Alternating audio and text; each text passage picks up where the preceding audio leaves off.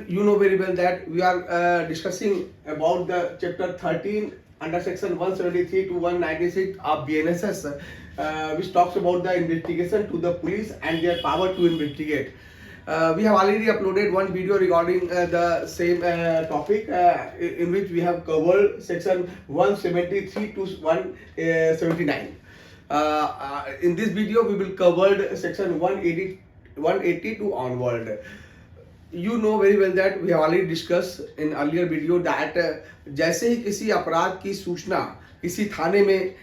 पहुंचती है, वैसे ही उस थाने का भाषाद अधिकारी जो है ऑफिसर इंचार्ज इन पुलिस स्टेशन या तुरंत जो है उस सूचना को दर्ज करेगा और अगर वो ओरल है तो उसे रिटन में रिड्यूस करेगा। साथ ही साथ वो जो व्यक्ति सूचना दे रहा है उसे पढ़कर सुनाएगा। 173 में भी हमारा discuss all the procedure regarding to the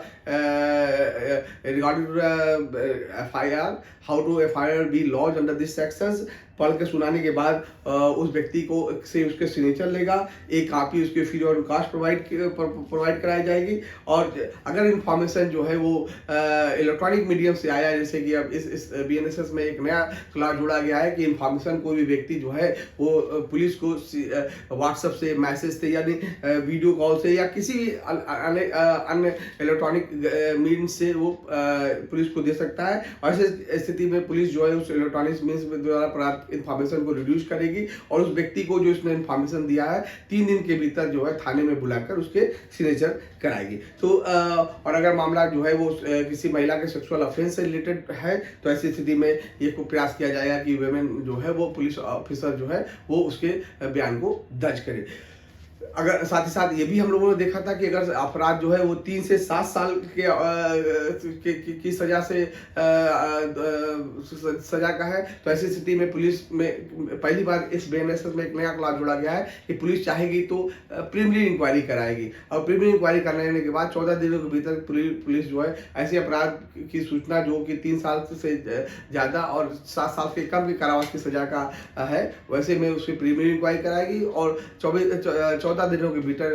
इस प्रीलिमिनरी इंक्वायरी की रिपोर्ट के आधार पर FIR दर्ज की जाएगी। लेकिन अगर अपराध 7 साल से ज्यादा का है तो ऐसी स्थिति में प्रीलिमिनरी इंक्वायरी की जरूरत नहीं, सीधे जो है FIR दर्ज कर वो इन्वेस्टिगेशन प्रारंभ करेगी। तो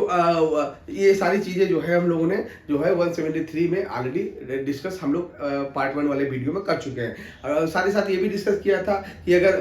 सेक्शन 176 के अंतर्गत अगर प्रोसीजर फॉर इन्वेस्टिगेशन, अगर जैसे पुलिस जो है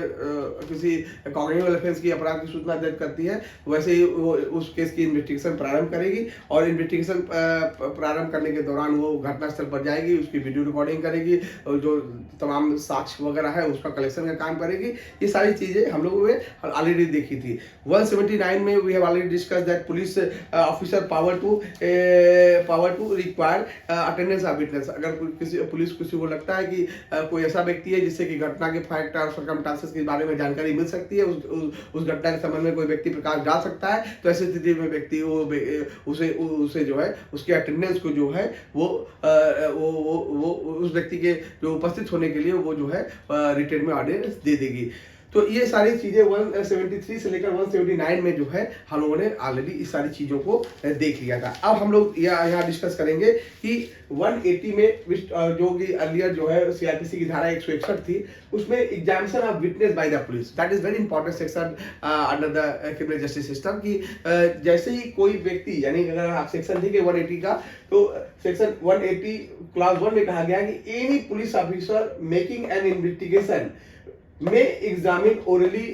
यानी कि कोई भी पुलिस ऑफिसर जो है जो कि मामले का इन्वेस्टिगेशन कर रहा है वो किसी भी ऐसे व्यक्ति को थाने में बुला सकता है जिसको कि उसको लगता है कि वो फैक्ट और सर्कमस्टेंसेस के बारे में यानी घटना के बारे में कोई प्रकाश डाल सकता है। तो ऐसे व्यक्ति को जो है उसके थाने में उसको बुलाकर उससे पूछताछ वो घटना के संबंध में कर सकता है। यहाँ पर ये इम्पोर्टेंट है कि बस पुलिस ऑफिसर को लगे कि वो व्यक्ति ऐसा है कि वो किसी भी घटना के फैक्ट और सर्कमस्टेंसेस के बारे में वो जानता है, यही इसका पैरामीटर है किसी भी व्यक्ति को बुलाने का। साथ ही साथ सेक्शन सब क्लास 2 में कहा गया है कि अगर किसी व्यक्ति को थाने में बुलाया जाता है किसी पुलिस ऑफिसर द्वारा तो ऐसे व्यक्ति को जो भी क्वेश्चन पूछे जा रहे हैं, यानी पुलिस ऑफिसर जो है उससे क्यों बुला रहा है, क्योंकि उसे किसी घटना के बारे में उसको जानकारी चाहिए थी। तो इसलिए it is a legal obligation of a person to whom police has been called that, कि वो थाने में आकर जो भी पुलिस ऑफिसर उससे पूछे उसके बारे में वो सही सही जानकारी दे, और अगर वो सही जानकारी नहीं देता है, पुलिस को मिसगाइड करता है, पुलिस को मिसलीड करता है, पुलिस को गलत इन्फॉर्मेशन देता है, तो ऐसी स्थिति में जो है वो उस पर क्रिमिनल चार्जेस भी लगाया जाता है। लेकिन यहाँ पर एक बात बहुत इंपॉर्टेंट है कि अगर कोई ऐसा क्वेश्चन है जिसको बताने से उसको लगता है कि वो उसे इम्प्लीकेट किया जाएगा इस अपराध में, तो ऐसी स्थिति में वो ऐसे क्वेश्चन को बताने के लिए उसे बाध्य नहीं किया सकता। यानी कि अगर आप देखें कि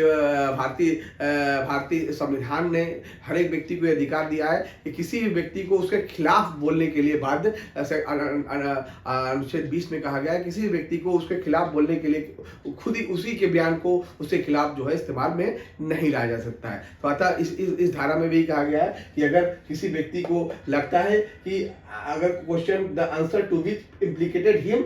क्रिमिनल चार्जेस, उस व्यक्ति को उसके बयान से उसे खुद ही अपराध में फंसाया जा सकता है, तो ऐसी स्थिति में उसे बाध्य नहीं किया सकता है। जहां पर 180 का सेक्शन 3 ये कहता है द पुलिस ऑफिसर में रिड्यूस इन राइटिंग, जो भी स्टेटमेंट सामान्यतः जो भी 161 का 180 का जो स्टेटमेंट लिया जा रहा है उसका सामान्यतः जो है ओरल ही एग्जामिनेशन होता है, उसको रिटेन में जनरली दर्ज करने की जरूरत नहीं पड़ती है। लेकिन अगर पुलिस ऑफिसर को लगता है कि बयान को दर्ज करने की आवश्यकता है, यानी उसके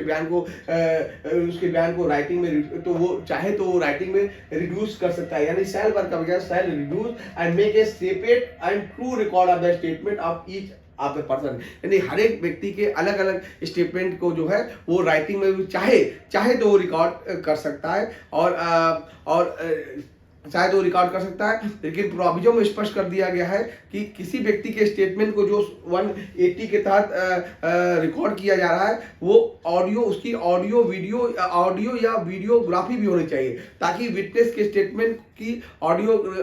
वीडियोग्राफी जरूरी इसलिए है कि कहीं ऐसा ना हो स्टेटमेंट जो है वो उसमें बाद में फिर मैनिपुलेशन ना हो जाए। इसलिए बीएनएस में ज्यादातर इलेक्ट्रॉनिक मीन्स का इस्तेमाल किया गया है, और इसी में कहा गया कि 161 का बयान अगर कोई दर्ज कर रहा है कोई पुलिस ऑफिसर, तो अगर ऑडियो वीडियो रिकॉर्डिंग हो तो ज्यादा अच्छा है, क्योंकि वो उसकी अथेंटिसिटी जो है चैलेंज नहीं किया जा सकता है। साथ ही साथ यहाँ पर जो फर्दर कहा गया है कि अगर मामला any sexual offence against of A women, यानी कि अगर मामला किसी व्यक्ति किसी महिला के सेक्सुअल ऑफेंस से रिलेटेड है जो अंडर सेक्शन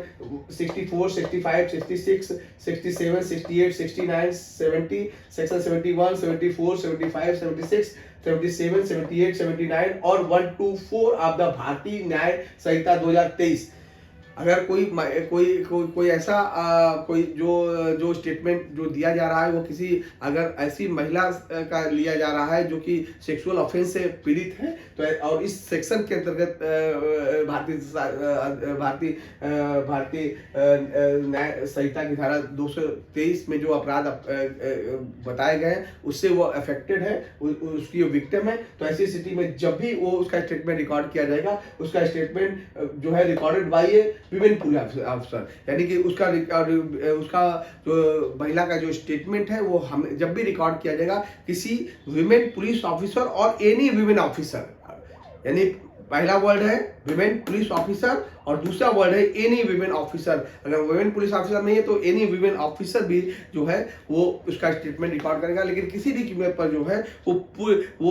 जो भी रिकॉर्डिंग कर रहा होगा स्टेटमेंट वो मेल नहीं होना चाहिए, हमेशा ही वो विमेन पुलिस ऑफिसर होनी चाहिए अगर ये इस सेक्शन के अंतर्गत अगर स्टेटमेंट रिकॉर्ड किया गया है। किसी ऐसे अपराध में जो इस सेक्शन के अंतर्गत घटित हुआ है ऐसी महिला का स्टेटमेंट लिया जा रहा है तो हमेशा विमेन पुलिस ऑफिसर या फिर एनी विमेन ऑफिसर जो है उसके स्टेटमेंट को रिकॉर्ड करेगी। ये मैंडेटरी क्लॉज है, इसको आप इन्वर्ट नहीं किया सकता है। अब ये सेक्शन 181 की बात की गई, statement to be police and use thereof, it is also very important section की जो स्टेटमेंट रिकॉर्ड किया जा रहा है उसका यूज उसका इस्तेमाल किया है। अगर आप देखें सेक्शन 181 जो कि अर्लियर जो है 162 था कि अगर कोई भी स्टेटमेंट पुलिस जो है ड्यूरिंग द इन्वेस्टिगेशन किसी व्यक्ति के द्वारा रिकॉर्ड किया जा रहा है तो ऐसे स्टेटमेंट को उसके ऊपर उसका सिग्नेचर नहीं कराया जाएगा। यानी उस स्टेटमेंट का सिग्नेचर न कराने का मकसद ये है कि उस स्टेटमेंट को उसके खिलाफ इस्तेमाल न किया जा सके और न ही कोई भी व्यक्ति कोई भी पुलिस अफसर जो है उसे स्टेटमेंट पर जो रिड्यूस राइटिंग किया गया है उस पर सिग्नेचर करने के लिए बाध्य नहीं किया सकता है, क्योंकि अगर उसे स्टेटमेंट देना ही होगा तो जुडिशियल जो यहाँ इस संहिता में बताई गई है कि जब भी वो स्टेटमेंट देगा वो जुडिशियल मजिस्ट्रेट के पास कन्फेशन कर सकता है या कोई भी स्टेटमेंट दे सकता है। तो जुडिशियल मजिस्ट्रेट उसे लोकल एरिया का हो चाहे ना, उससे कोई मतलब नहीं है। 181 के द्वारा जो बयान है वो उस बयान को जो है वो उस व्यक्ति के खिलाफ इंक्वायरी और ट्रायल में इस्तेमाल नहीं किया जा सकता है। यानी कि जो ये स्टेटमेंट दे रहा है उसका यूज जो है सिर्फ इन्वेस्टिगेशन के दौरान ही किया जाएगा और ये 161 का 180 का जो बयान दर्ज पुलिस कराती है वो सिर्फ इसलिए कराती है कि उस बयान के आधार पर वो साक्ष्यों का संकलन कर ले। व्यक्ति के स्टेटमेंट को व्यक्ति के खिलाफ इस्तेमाल नहीं किया जा सकता है। इसीलिए 181 में कहा गया है कि उस पर व्यक्तियों के जो भी व्यक्ति स्टेटमेंट दे रहा है उसके सिग्नेचर नहीं होते हैं, ताकि उसके बयान को वो सिर्फ जो बयान दे रहा है वो बयान इसलिए दे रहा है कि इन्वेस्टिगेशन में वो पुलिस अफसर की मदद कर सके। जो भी घटना घटित हुई है उसमें जो आरोपी को पकड़ने के लिए वो उचित मार्गदर्शन मिल सके, इसके लिए स्टेटमेंट रिकॉर्ड किया था, ना ही उस व्यक्ति के खिलाफ जो है वो ट्रायल और इंक्वायरी में उसके बयान को इस्तेमाल किया जाएगा। जहां तक 181 का प्रोविडेंट जो प्रोविजो है वो स्पष्ट कर दिया गया। Statement under section 181 reduce in writing if duly proved such statement. या इसको समझने का प्रयास करिए दोस्तों। जो स्टेटमेंट 181 में रिकॉर्ड किए गए हैं वो राइटिंग में रिड्यूस किए गए हैं, और अगर वो ये 181 का एक्सेप्शन आप कह सकते हो। 181 में कहा गया है कि कोई भी स्टेटमेंट अगर कोई व्यक्ति दे रहा है तो उसके खिलाफ इंक्वायरी और ट्रायल में उसका इस्तेमाल नहीं किया जाता है। यही इसी जनरल क्लॉज का जो एक्सेप्शन वो है वो प्रोविजन में बताया गया है कि अगर उस बयान से वो बयान जो व्यक्ति 180 में दे रहा है अगर वो बयान ड्यूली प्रूव हो जाए। अब आप देखिए जो स्टेटमेंट लिखा हुआ है कि ड्यूली प्रूफ का क्या मतलब है। ड्यूली प्रूफ का मतलब है कि मान लीजिए किसी व्यक्ति ने इन्वेस्टिगेशन के दौरान कोई आंसर दिया है और पुलिस ने उस आंसर की तहकीकात करते हुए कोई चीज़ों को रिकवर किए। जैसे कि अगर किसी व्यक्ति ने स्टेटमेंट ये दिया कि मैंने देखा था कि वो फलाने मिस्टर एक्स जो है उसने जो अपनी रिवॉल्वर है वो झाड़ी के पीछे जाकर छिपाई थी। इस स्टेटमेंट के आधार पर पुलिस ने उस रिवॉल्वर को झाड़ी के पीछे जाकर रिकवर कर लिया। तो ऐसी स्थिति में ये बयान जो है वो ड्यूली प्रूव माना जाएगा और ऐसे स्टेटमेंट को आगे इंक्वायरी और ट्रायल में इस्तेमाल किया जा सकता है, क्योंकि ड्यूली प्रूव स्टेटमेंट है। उस स्टेटमेंट का ऑलरेडी कोरोबेटिव साक्ष्य मिल चुका है कि स्टेटमेंट एकदम सही है। अतः उसका जो है और साथ ही साथ पब्लिक प्रोसिक्यूटर जो है इस स्टेटमेंट का इस्तेमाल जो है विटनेस के कंट्राडिक्शन, यानी कि अगर ये विटनेस कल को इंक्वायरी और ट्रायल में उपस्थित होता है तो कंट्राडिक्शन ना करे, इसके लिए इस बयान का इस्तेमाल किया जाता है। यानी कि बयान का इस्तेमाल दो पर्पज से किया जाता है, इंक्वायरी और कि अगर कोई स्टेटमेंट ड्यूली प्रूव हो चुका है तो उसका जो है आगे इस्तेमाल इंक्वायरी और ट्रायल में किया जाता है, पहला। और दूसरा प्रोसिक्यूटर जो है उस बयान को कंट्राडिक्शन करने के लिए उसका इस्तेमाल किया जा सकता है। सॉरी, अगर सेक्शन 182 अगर फर्दर देखा जाए तो सेक्शन 182 जो है 182 की बात की गई है। अगर आप सेक्शन 180 इसी को अगर आगे देखें तो इन्वेस्टिगेशन के जो बयान व्यक्ति के द्वारा दिए जा रहे हैं सामान्य नियम है कि इसका इस्तेमाल जो है इंक्वायरी और ट्रायल में नहीं किया जाएगा, लेकिन प्रावधानों में स्पष्ट किया गया है कि 181 का फर्स्ट का ये अपवाद है कि उसका बयान जो है 148 के अंतर्गत जो है वो कंट्राडिक्शन के लिए इस्तेमाल किया जाता है और ये स्टेटमेंट सिर्फ री एग्जामिनेशन और क्रॉस एग्जामिनेशन में ही इस्तेमाल किया जाएगा और किसी पर्पज से इसका इस्तेमाल नहीं किया जाएगा। ये प्रावधानों में स्पष्ट कर दिया है। 182 talks about the no inducement to be offered, यानी कि कोई भी पुलिस अधिकारी, no police officer shall offer or make or cause to be offered or made any such inducement, threat or promise as mentioned under section 22 of the भारतीय साक्ष्य अधिनियम 2023। यानी इस क्लॉज में स्पष्ट किया गया है कि अगर कोई इस क्लॉज में स्पष्ट किया गया है कि अगर कोई पुलिस ऑफिसर किसी व्यक्ति को बुला रहा है और उससे क्वेश्चन आंसर कर रहा है, तो ऐसे केसेस में कोई भी व्यक्ति उसे कोई क्वेश्चन आंसर के दौरान कोई धमकी नहीं दे सकता है या लालच नहीं दे सकता है, या यहाँ पर सेल्फ वर्ड का इस्तेमाल है, क्योंकि भारतीय साक्ष्य अधिनियम में स्पष्ट कर दिया गया है कि अगर कोई व्यक्ति का बयान 122 के अंतर्गत दिया जा रहा है, यानी पुलिस के सामने कोई स्टेटमेंट दिया जा रहा है, तो ऐसे स्थिति में पुलिस ऑफिसर जो है उससे उसकी इच्छा के विरुद्ध कोई भी बयान जो है रिकॉर्ड नहीं करा सकता है, और बयान तभी रिकॉर्ड करा जाएगा जब वो स्वेच्छा से बयान दे रहा हो। धमकी से या लालच से अगर कोई बयान दे रहा है तो उस बयान को का कोई मतलब जो है वह यानी कि साफ साफ कर दिया गया कि इंड्यूसमेंट नहीं दिया जाएगा बयान को दर्ज कराने के लिए। अगर आप ये 181 में एक चीज और भी कहा गया है कि यहाँ पर 181 का सब क्लॉज 2 भी है, जिसमें कहा गया कि इस सेक्शन की कोई भी बातें क्यों ना हो उसे भारतीय साक्ष्य अधिनियम की धारा 26A या 23(2) में के अंतर्गत ये इसके ऊपर अप्लाई नहीं करेगा। साथ ही साथ एक्सप्लेनेशन क्लॉज जो 181 का है वो कहा गया कि अगर कोई स्टेटमेंट दिया गया है और उसमें कुछ ओमिशन या कुछ गड़बड़ी हो गई है, तो ऐसी स्थिति में ये जो है कोर्ट तय करेगी कि उस ओमिशन या गड़बड़ी को आगे इस्तेमाल किया जाता है या नहीं किया जाता। यहाँ पर अब आइए हम सीधे 183 की बात करें, that is very important section 182। Earlier जो है it was section 164 of the CrPC. 183 talks about the recording of the confession and statement. Student, dear student, it is one of the very important clause, and ज़्यादातर PCSJ और तमाम examination में यानी home examination में भी इस section से generally question बनते हैं और पूछे जाते हैं, तो इसे बहुत ही ध्यान से आपको पढ़ने की आवश्यकता है। Section 183 talks about the recording of confession and statement, यानी कन्फेशन और स्टेटमेंट का रिकॉर्डिंग किया जाना है। कौन सा व्यक्ति कन्फेशन स्टेटमेंट रिकॉर्ड करेगा, कौन सा व्यक्ति सक्षम है रिकॉर्ड करने के लिए, किसके सामने रिकॉर्ड किया जाएगा, और जब रिकॉर्ड किया जा रहा है कन्फेशन और स्टेटमेंट तो किन किन बातों का ध्यान रखा जाएगा। इस सेक्शन में इस तमाम बातें कही गई है, और इसमें इस सेक्शन में काफ़ी सब सेक्शंस भी बताए गए। We will discuss one by one of all these सब सेक्शंस। जो पहला सेक्शन है, साफ साफ कहा गया any magistrate of the district, which is very important to note down that here the word is used, that is any magistrate of the district, यानी any magistrate का मतलब, हालांकि यहाँ में थोड़ा सा कंफ्यूजन कर दिया गया। any magistrate का मतलब होता है कोई मजिस्ट्रेट। हम लोगों ने देखा था जब हम लोग शांति व्यवस्था इत्यादि का चैप्टर पढ़ रहे थे, तो वहाँ देखा था कि एग्जीक्यूटिव मजिस्ट्रेट को भी तमाम पावर दी गई है, लेकिन यहाँ पर जो मजिस्ट्रेट की बात की गई, एनी मजिस्ट्रेट का मतलब, any magistrate of the district का मतलब ये है कि judicial magistrate of the district, ना कि एग्जीक्यूटिव मजिस्ट्रेट की बात की गई है। कि जो भी डिस्ट्रिक्ट में अपॉइंट किए गए वहाँ पर अगर कहीं किसी अपराध की इंफॉर्मेशन उसके पास आती है, तो ऐसे में वो जुडिशियल मजिस्ट्रेट उस व्यक्ति का कन्फेशन या स्टेटमेंट जो है वो रिकॉर्ड कर सकते हैं, लेकिन एग्जीक्यूटिव मजिस्ट्रेट जो है इसके अंतर्गत नहीं आएंगे। अगर आप देखिए,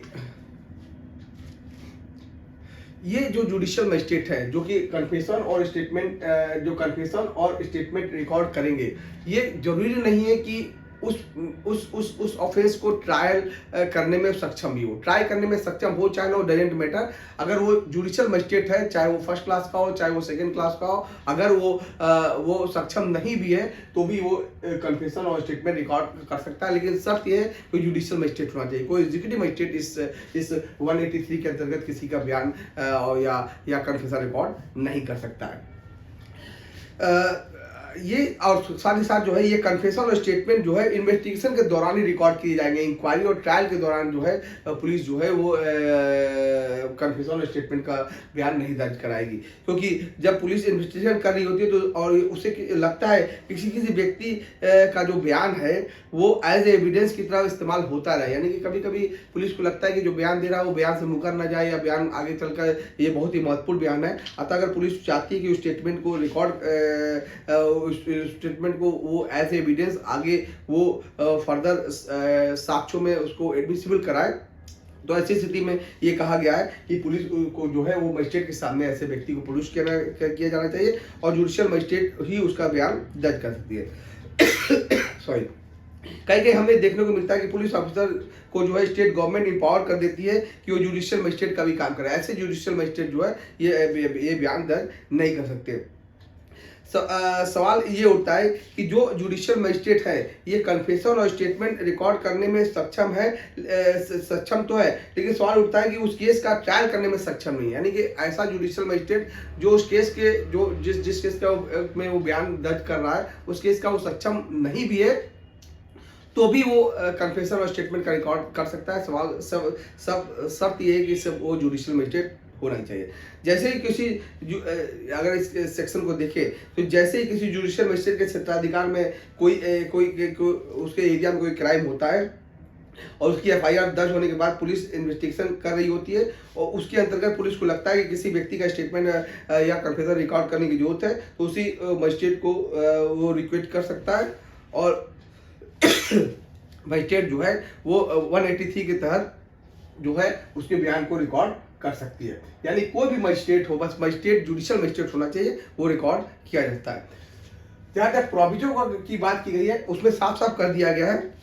कि जो स्टेटमेंट और कन्फेशन जुडिशियल मजिस्ट्रेट किसी व्यक्ति का रिकॉर्ड कर रहा है उसके वकील की उपस्थिति में ये रिकॉर्ड होने चाहिए। साथ ही साथ ऑडियो वीडियो रिकॉर्डिंग भी इस स्टेटमेंट के होनी चाहिए। दैट इज़ वेरी इंपॉर्टेंट कि अगर जब भी कभी इन्वेस्टिगेशन के दौरान इसका बयान रिकॉर्ड की जा रही है ये बयान जो है वो ऑडियो वीडियो इसकी रिकॉर्डिंग होनी चाहिए और ये बयान जो है इंक्वायरी और ट्रायल के दौरान नहीं होनी चाहिए। यदि उसकी आवश्यकता होती है, अगर इंक्वायरी और ट्रायल के दौरान किसी विटनेस के स्टेटमेंट या कन्फेशन के रिकॉर्ड की आवश्यकता पड़ती है तो जुडिशियल मजिस्ट्रेट खुद ही कर लेगा, उसके लिए किसी और की जरूरत नहीं पड़ेगी। यहाँ प्रोवाइडेड फर्दर में कहा गया है कि no confession shall be recorded by a police officer empowered by the state government. यानी कि इस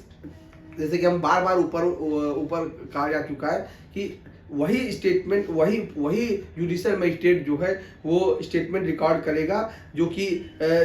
जुडिशियल मजिस्ट्रेट के श्रेणी में आता है, न कि अगर पुलिस ने किसी व्यक्ति को यानी स्टेट गवर्नमेंट ने अगर किसी व्यक्ति को ये अथराइज किया है कि वो मजिस्ट्रेट के पावर का एक्सरसाइज कर रहा है तो ऐसी स्थिति में स्टेट वो व्यक्ति जो है स्टेटमेंट नहीं रिकॉर्ड। यानी कि ऐसा कोई जुडिशियल मजिस्ट्रेट खासकर एग्जीक्यूटिव मजिस्ट्रेट जिसको कि स्टेट गवर्नमेंट पावर की है वो इस श्रेणी में नहीं आएगा, सिर्फ जुडिशियल मजिस्ट्रेट ही श्रेणी में आएगा। 183 के सब क्लॉज 2 में कहा गया है कि the magistrate shall before recording any such confession कुछ एहतियात बरतेगा। सॉरी, जब भी कभी जुडिशियल मजिस्ट्रेट किसी व्यक्ति के कन्फेशन या स्टेटमेंट को रिकॉर्ड कर रहा है तो उसे कुछ सावधानी बरतनी चाहिए। सबसे पहला है कि वो व्यक्ति को एक्सप्लेन करेगा कि जो वो व्यक्ति कन्फेशन स्टेटमेंट रिकॉर्ड हो रहा है वो उसके विरुद्ध ही इस्तेमाल किया जाएगा। यानी कि साफ साफ और प्लेन शब्दों में जुडिशियल मजिस्ट्रेट ऐसे व्यक्ति को स्पष्ट रूप से बता देगा कि भाई देखो जो तुम स्टेटमेंट कन्फेशन करने जा रहे हो वो कन्फेशन करने के लिए तुम बाध्य नहीं हो और अगर उसके बावजूद भी तुम कन्फेशन करोगे तो ये कन्फेशन जो है ये तुम्हारे विरुद्ध ही इस्तेमाल किया जाएगा। ये स्पष्ट शब्दों में उसे उसी की भाषा में समझा देनी होगी जो व्यक्ति उसे समझ रहा है और यहाँ पर मजिस्ट्रेट इस बात को इंश्योर करेगा कि जो उसे समझा रहा है वो पूरी तरह से वो समझ रहा है, क्योंकि कोई भी व्यक्ति इसमें अपने अपराध होने की अपने द्वारा अपराध किए की संस्वीकृति करता है, कन्फेशन करता है और जो कि आगे चलकर ट्रायल और इंक्वायरी में उसी के विरुद्ध इस्तेमाल किया जाएगा। तो इसलिए मजिस्ट्रेट को पूरी तरह से आश्वस्त हो जाना चाहिए कि वो व्यक्ति को मैंने अच्छी तरह से समझा दी है और समझ चुका है और समझने के बाद जो है वो कन्फेशन या का स्टेटमेंट या कन्फेशन या स्टेटमेंट जो है रिकॉर्ड कराना चाह रहा है। साथ ही साथ साफ साफ बताएगा कि वो बॉन्ड नहीं है, वो बाध्य नहीं है कि वो स्टेटमेंट को रिकॉर्ड कराए। उपरोक्त के स्पष्टीकरण के बाद भी अगर कोई व्यक्ति अपने कन्फेशन या स्टेटमेंट को के लिए सहमति दे रहा है और कराना चाहता है तो फिर मजिस्ट्रेट उसके बयान को रिकॉर्ड कर लेगा। सेक्शन 182 का सब क्लॉज 3 ये कहता है कि जब कोई जुडिशियल मजिस्ट्रेट कन्फेशन को रिकॉर्ड कर रहा है, ऐसे केसेस में जब व्यक्ति सूचना देगा या जो स्टेटमेंट या कन्फेशन रिकॉर्ड कर रहा है वो साफ साफ बता देगा कि उसके खिलाफ इस्तेमाल नहीं किया जा रहा है। लेकिन अगर जब कभी कभी तमाम केसेस में देखने को मिलता है कि जब पुलिस अधिकारी जो है वो कोर्ट में रहकर कन्फेशन का रिकॉर्ड करा रहा है, तो ऐसी स्थिति में अगर वो व्यक्ति पुलिस के इन्फ्लुएंस में है या मजिस्ट्रेट वहाँ बैठा है, उसे लगता है कि वो व्यक्ति जो है वो जो स्टेटमेंट रिकॉर्ड करा रहा है कन्फेशन का, वो पुलिस के दबाव में है या पुलिस उस कोर्ट रूम में मौजूद है, तो ऐसी स्थिति में तुरंत पुलिस जो है पुलिस मजिस्ट्रेट आदेश देगा कि उस पुलिस ऑफिसर को जो है तमाम वहाँ तुरंत हटाने का आदेश देगा। पुलिस ऑफिसर के हटाने के बाद जुडिशियल मजिस्ट्रेट उससे पूछेगा कि क्या आप अब भी स्वतंत्र स्टेटमेंट या कन्फेशन देने के लिए, यानी कभी कभी होता है कि पुलिस सामने रहती है और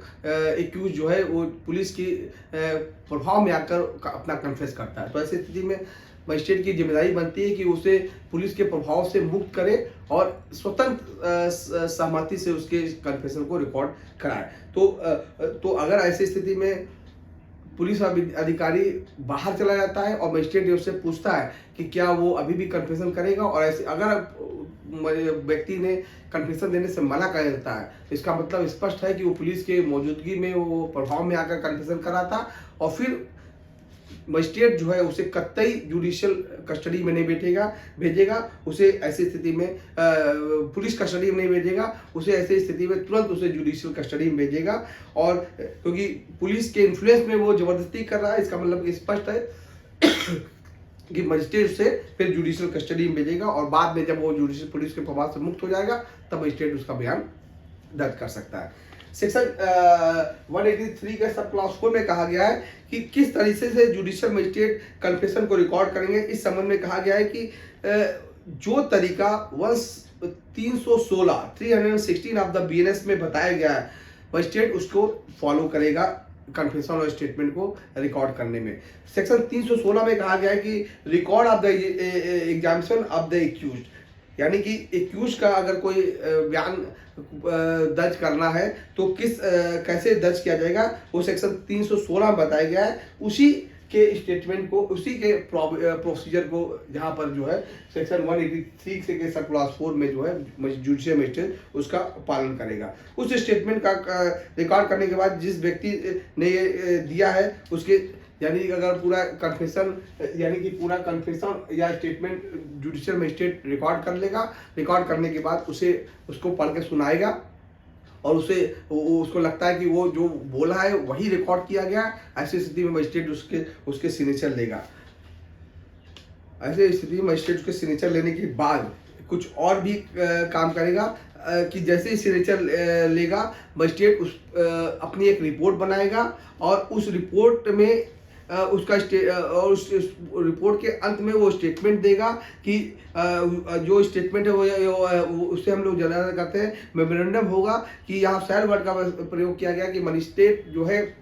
इस बात को स्पष्ट रूप से दर्ज करेगा कि मैंने 183 में जो सारे प्रोसेस को फॉलो कर लिया है, और उस व्यक्ति के जो उसने कन्फेशन स्टेटमेंट दिया है उसको स्पष्ट रूप से बता दिया गया है कि उसका कन्फेशन उसके खिलाफ इस्तेमाल किया जाएगा। वो जब वो कन्फेशन दे रहा था वो पूरी तरह से स्वतंत्र था, वो किसी पुलिस दबाव में नहीं था, और इस तमाम तरह के बाद जो है वो एक मेमोरेंडम के साथ एक प्रक्रिया, वो साफ साफ इस चीज़ों को स्पष्ट रूप से उल्लेख करेगा कि मैंने सारे प्रोसेस को फॉलो कर लिया, और नीचे फिर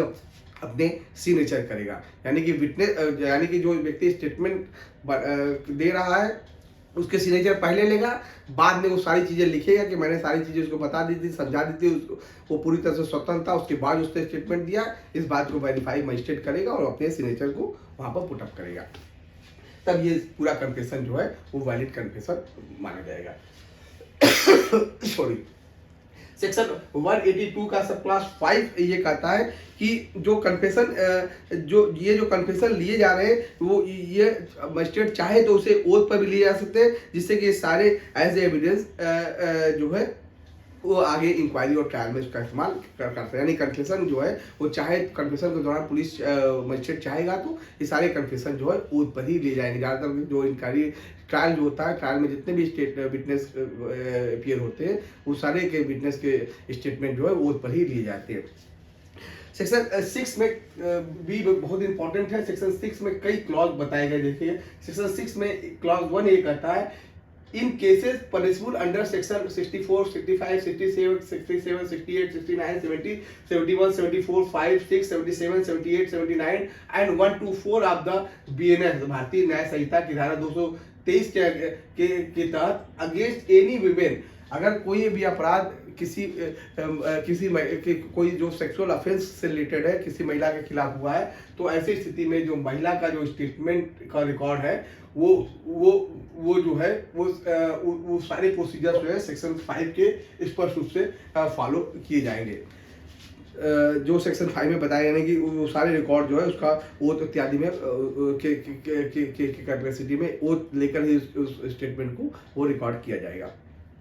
प्रोवाइडेड दैट यह कहा जाता है if the person making the statement is temporary और परमानेंटली और मेंटली और physically disable the magistrate shall take the assistant of a interpreter. यहाँ दो शब्द किया गया है कि अगर कोई व्यक्ति जो स्टेटमेंट दे रहा है वो मेंटली फिजिकली जो है डिसेबल है, तो ऐसे स्थिति में उसका स्टेटमेंट जब भी दे रहा है तो उसे इंटरप्रेटेटर और स्पेशल एजुकेटर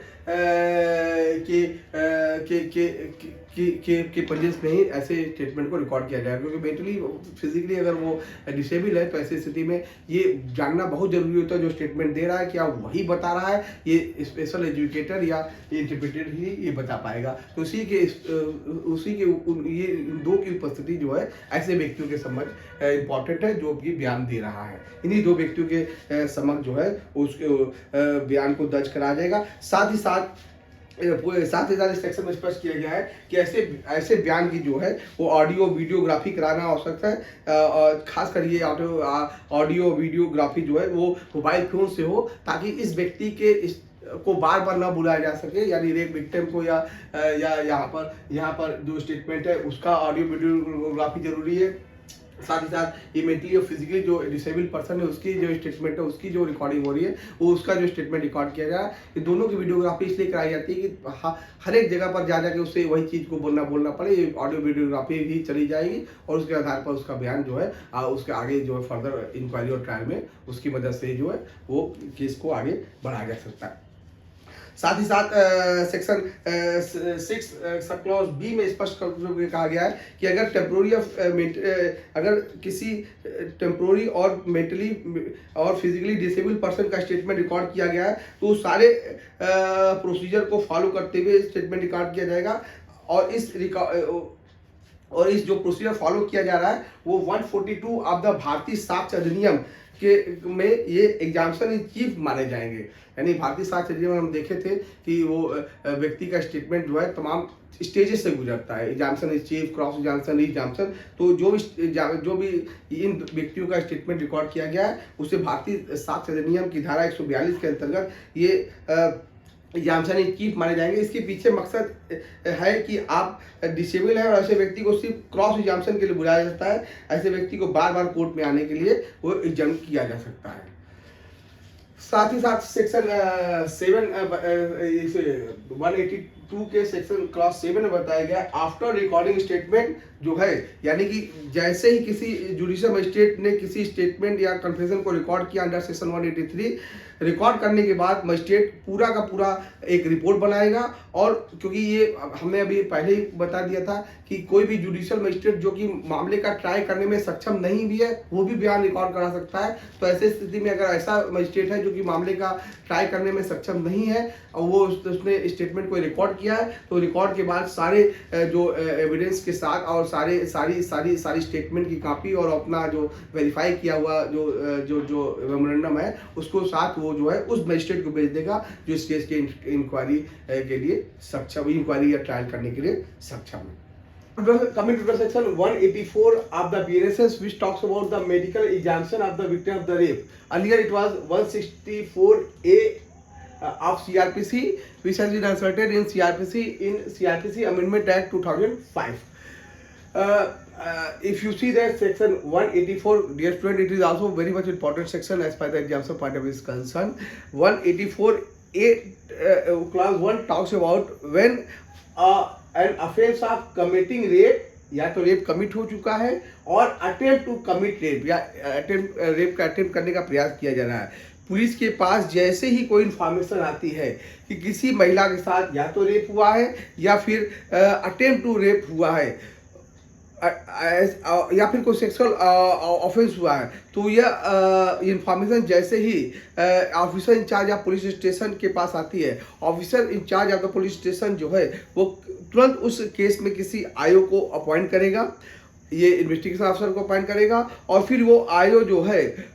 उस मामले का इन्वेस्टिगेशन करना तुरंत प्रारंभ कर देगा और ये आईओ तुरंत उस महिला को मेडिकल एग्जामिनेशन कराएगा। सर्वप्रथम मेडिकल एग्जामिनेशन के लिए उस रेप विक्टिम की कंसेंट ली जाएगी। That is very important under this section. Without the consent of the victim of the rape medical examination shall not be conducted, यानी कि मेडिकल एग्जामिनेशन के पहले उसे उसकी कंसेंट लेनी आवश्यक है। यदि रेप विक्टिम जो है वो माइनर है या अनसाउंड माइंड पर्सन की अनसाउंड माइंड की है, तो ऐसी स्थिति में उसके जो गार्जियन है जो उसके बिहाफ पर लीगल रूप से कंसेंट देने के वैलिड होंगे, उससे कंसेंट ली जाएगी और कंसेंट लेने के बाद उसके तुरंत उसे medical registered medical petitioner which is talks about the RMP registered medical petitioner जो है उस उसके पास तुरंत ले जाया जाएगा। पहले जो है रजिस्टर्ड मेडिकल प्रैक्टिशनर जो है ऐसे केसेस में टू फिंगर टेस्ट किया करते थे, जो कि सुप्रीम कोर्ट के तमाम निर्णयों के बाद अब टू फिंगर टेस्ट जो है वो टोटली बंद कर दिया गया है। यहाँ पर इम्पॉर्टेंट है कि आरएमपी जो है रजिस्टर्ड मेडिकल प्रैक्टिशनर ऐसी महिला का 24 घंटे के भीतर जो है वो तुरंत मेडिकल एग्जामिनेशन करेगा। सवाल उठता है कि रजिस्टर्ड मेडिकल प्रैक्टिशनर कौन है। रजिस्टर्ड मेडिकल प्रैक्टिशनर के लिए ये आवश्यक है कि वो किसी गवर्नमेंट हॉस्पिटल में काम करते हों या फिर गवर्नमेंट मेडिकल कॉलेज में काम करते हैं या फिर स्टेट गवर्नमेंट ने किसी अदर पर्सन जो को रजिस्टर्ड मेडिकल प्रैक्टिशनर अपॉइंट किया है, तो हम इन सारे लोगों को रजिस्टर्ड मेडिकल प्रैक्टिशनर बोलेंगे और रेप विक्टिम का एग्जामिनेशन इसी रजिस्टर्ड मेडिकल प्रैक्टिशनर के द्वारा कराया जाएगा, किसी और डॉक्टर के द्वारा एक्सेप्ट दिस आरएमपी नहीं कराया जाएगा। पुलिस और ये रजिस्टर्ड मेडिकल प्रैक्टिशनर जो है 24 घंटे के अंदर उस महिला का तुरंत एग्जामिन करेगा और जब वो एग्जामिन कर रहा होता है तो सेक्शन 184 के सब क्लास 2 को बहुत ही बारीकी से उसका पालन किया जाएगा। सेक्शन 184 सब क्लास 2 ये कहता है कि यदि किसी रजिस्टर्ड मेडिकल प्रैक्टिशनर के पास कोई रेप विक्टिम को लाया जाता है तो वो 24 घंटे के भीतर वो तुरंत जैसे ही ला जाएगा पहले तुरंत उसका मेडिकल एग्जामिनेशन स्टार्ट कर देगा और जो यहाँ पर सेल वर्ड का है, यानी कि without any delay registered medical practitioner will shell examine the victim और विक्टिम को एग्जामिन करने के पश्चात वो एक रिपोर्ट तैयार करेगा और इस रिपोर्ट में मैंडेटरी रूप से ये सारे प्रावधान उसमें इंगित किए जाएंगे, जैसे कि name and address of the women and of the person by whom she was born, महिला का नाम, पता और उस व्यक्ति का के बारे में जिसने इस महिला को लाया था इस मेडिकल प्रैक्टिशनर के पास। दूसरा है एज ऑफ द वुमेन। तीसरा है अगर कोई स्टेटमेंट जो है कोई महिला से जो है डीएनए प्रोफाइलिंग की गई, यानी description of the material taken from the person of the women for DNA profiling. अगर वीमेन से कोई सीमेन है, उसके कपड़े हैं, उसके हेयर्स वगैरह अगर लिए गए हैं वीमेन से के, तो ये सारे नमूनों को वो स्पष्ट तौर पर लिखेगा, कौन कौन से उस डिस्क्रिप्शन को लिखेगा कि कौन कौन सी चीज़ें महिला के से लेकर वो डीएनए प्रोफाइलिंग के लिए वो कलेक्शन किया गया है। चौथा है marks of injuries if any on the person of the women. महिला के शरीर में अगर कोई मार्क्स यानी इंजरीज वगैरह है तो ऐसी स्थिति में उस इंजरीज के बारे में उसका उल्लेख करेगा। साथ ही साथ general mental condition of the women, जिस वक्त वो महिला लाई गई है उस वक्त उस महिला की मेंटल कंडीशन क्या थी, इस बारे में वो इस चीज़ को या अदर कोई material particular in the reasonable detail, कोई और मटेरियल पर्टिकुलर है उस महिला से रिलेटेड यानी इस केस के रिलेटेड, तो जिसको कि रजिस्टर्ड मेडिकल प्रैक्टिशनर लग रहा है कि इसको आवश्यक उसको दर्ज करना जरूरी है, तो ऐसी स्थिति में सारी रिपोर्ट जो है वो तुरंत वो रिपोर्ट तैयार करेगा। साथ ही साथ सेक्शन 184 सब क्लॉज 3 में स्पष्ट कर दिया गया है, the report shall state precisely the reason for which is conclusion arrive at. यानी कि अगर आप देखें तो 184 सब क्लॉज 3 में कहा गया है कि मेडिकल पिटिशनर अगर कोई ओपिनियन दे रहा है इससे रेप के संबंध में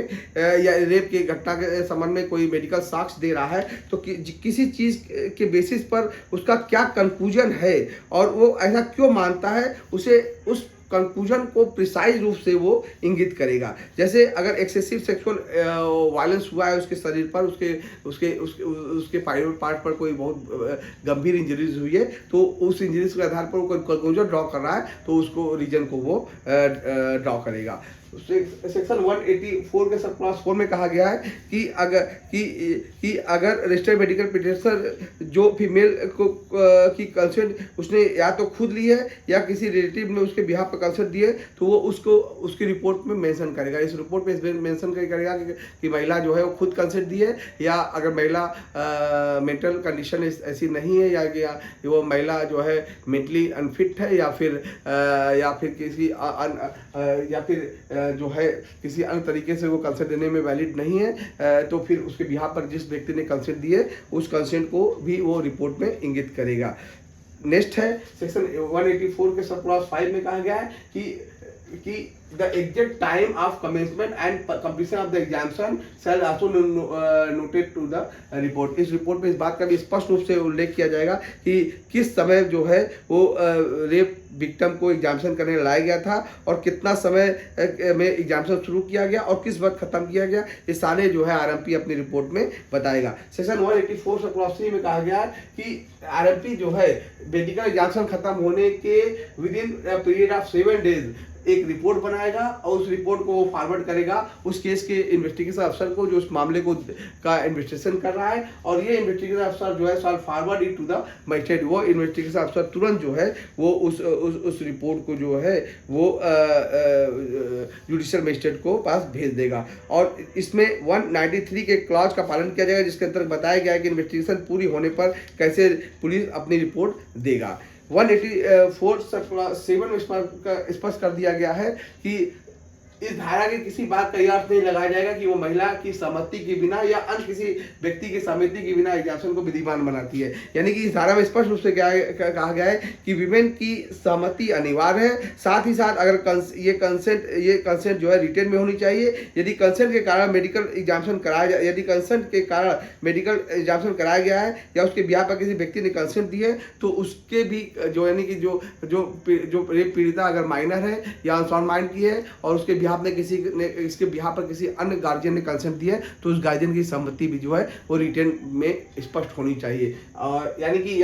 कंसेंट वाला क्लॉज जो है वो पूरे 184 में स्पष्ट रूप से कहा गया है कि कंसेंट अवश्य होनी चाहिए। विदाउट द कंसेंट जो है वो मेडिकल एग्जामिनेशन जो है वो नहीं कराई जा सकती है। स्पेशल क्लॉज में कहा गया है,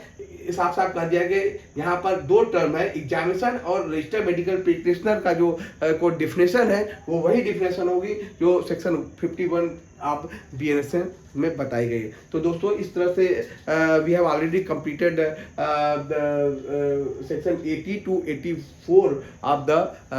BNSS। Rest of the section we will cover in the our part 3 video. Thank you very much.